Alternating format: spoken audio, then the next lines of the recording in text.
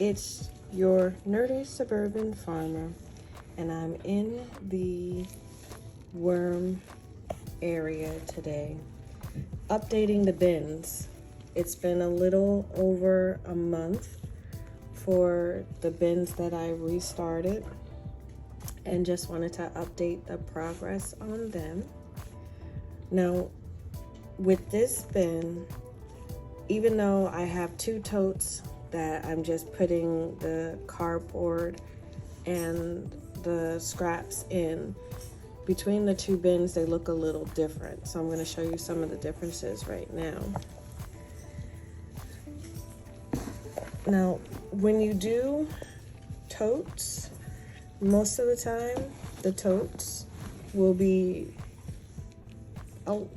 more damp, hold more moisture, because there isn't anywhere for it to go to. Some people make bins and they put holes at the bottom.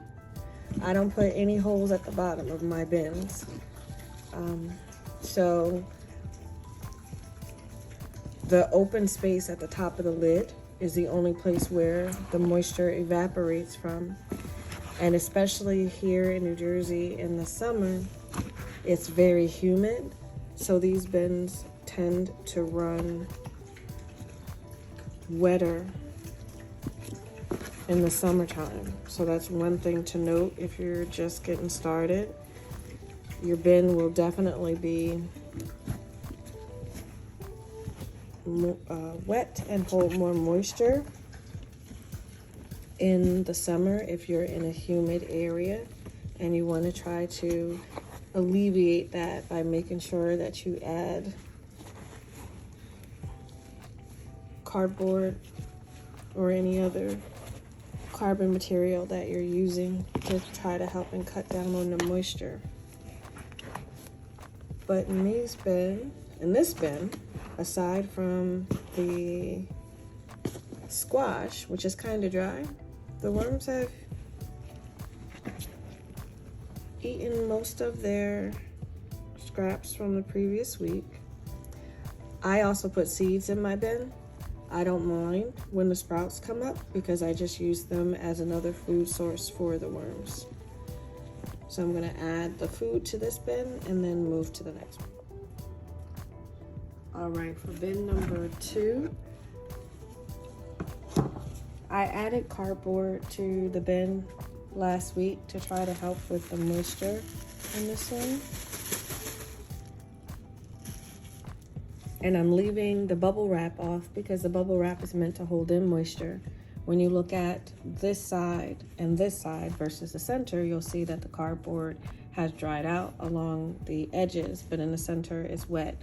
So again, in more humid areas in the summertime, you don't want to use the bubble wrap to keep in moisture because it'll hold too much.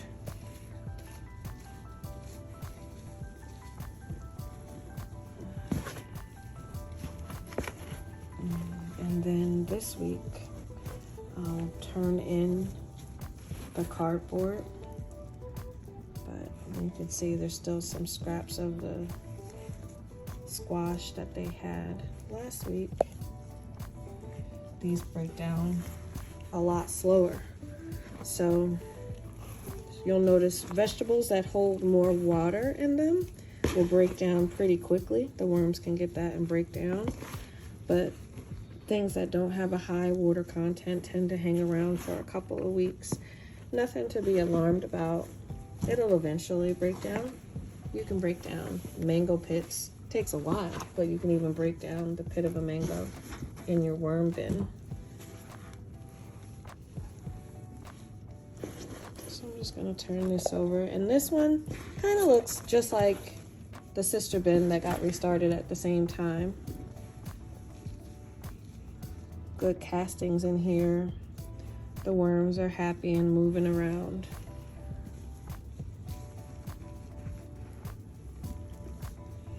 So not much to do in this bin either, but go ahead and feed the worms. I'm going to feed the worms again off camera and go to the next bin. Now the totes look a little different then the Vermibag totes. And you'll notice when I take this off, these look a little bit drier than the other two bins that we just worked with. And again, if you put seeds in your bin, it's nothing to be alarmed about. They will sprout, but the good news is the sprouts will work as additional food sources. So I always just remove those from the top, set them to the side. And I believe I fed this one straight down the middle, so as you can see, the squash is making an appearance. I think this was part of a tiger melon, not sure, but and the worm ball.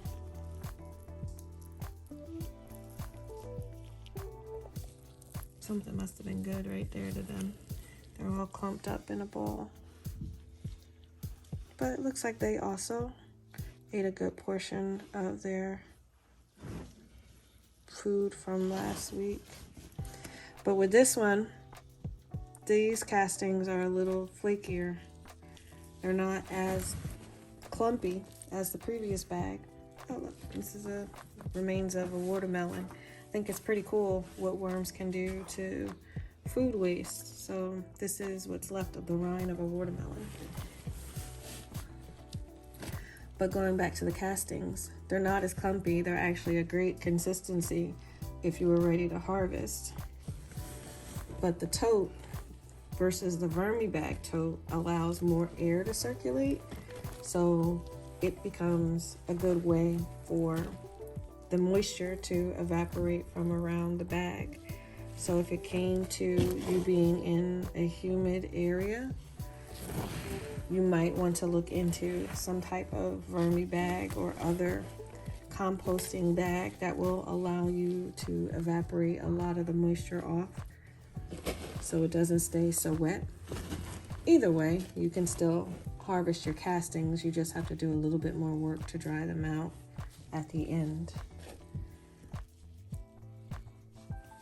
But worms are looking good, castings are looking good. Not a lot of food left over, so I'm going to feed this bag again and jump to the next one. With the second Vermibag tote, for the past couple of weeks, this one has been a bit drier than the sister bag. And if you look at the top of this one, you can see on this side, it's a bit drier than in the middle. So I've been spraying this bag with a manual sprayer to add additional moisture and making sure that I keep the bubble wrap on this bag. But when I pull this up, you see it looks a lot flakier and a lot crispier than the other bag on the edges. So with this one right now, I'm just working on getting the moisture content correct and where I'd like it to be. So that goes to show you how you can have bags in the same environment because they're kept in the same place. They're basically fed the same things, but the colonies can work differently with the food. So I think with this one, I am gonna give it an extra helping to make sure it gets some wet foods and spray it down.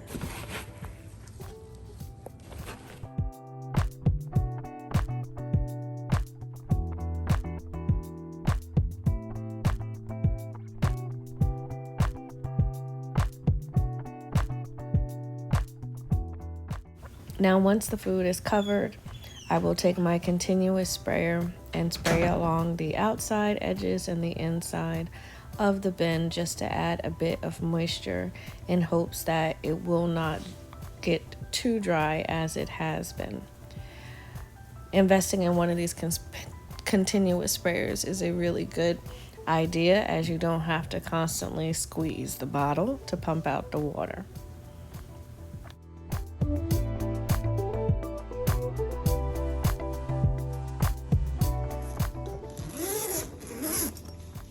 I recently harvested the Vermi Bag Mini, so I've been working on getting it to the moisture level that I like. Typically after you harvest, it'll be a little dry because you're adding back materials. So the bubble wrap is doing its job. Again with the top. With the top, you can see how it's drier around the edges, and where the bubble wrap was, it's wet. And I'm gonna go and mix this up to try to mix in the shredded paper on top.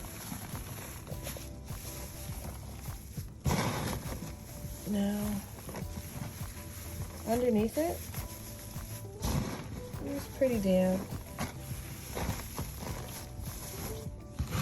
Again, with these, I don't dig down too far.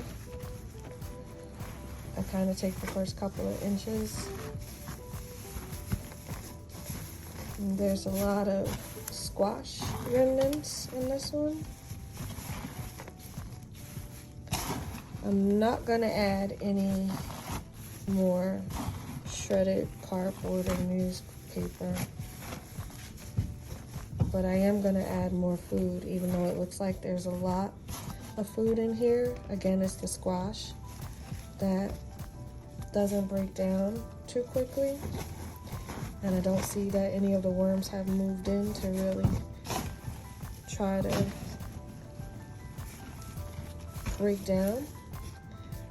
Now, when the tote bags, you want to encourage the worms to stay towards the top. So if there isn't any good food, they're not going to stay towards the top. So I'm going to give them something that they like. Most of the bins have been fed the same thing. Melon rinds, they go crazy for it in the bin. I don't know if it's the sweetness or the water content, but they definitely love melon rinds. So I'm giving them a large helping, and this is where having a Vermi bag definitely comes in handy. Most bags, like if I did this in a tote, gave it a large helping like this, I would have a swampy, sticky, muddy mess. But having a Vermi bag allows me to feed larger and wetter food sources, and it'll handle it all because of the fabric that allows the water to evaporate.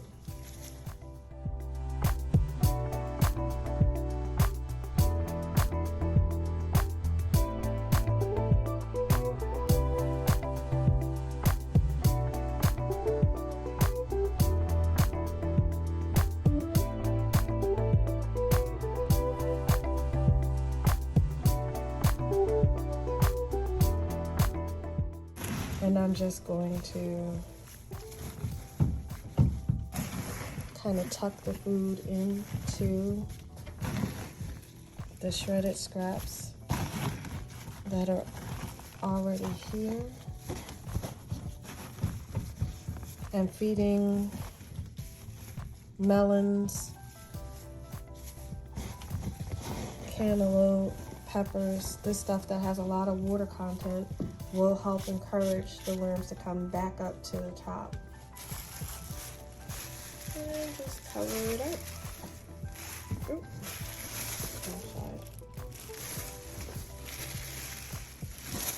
Alright, so that was my update for this week for my worms.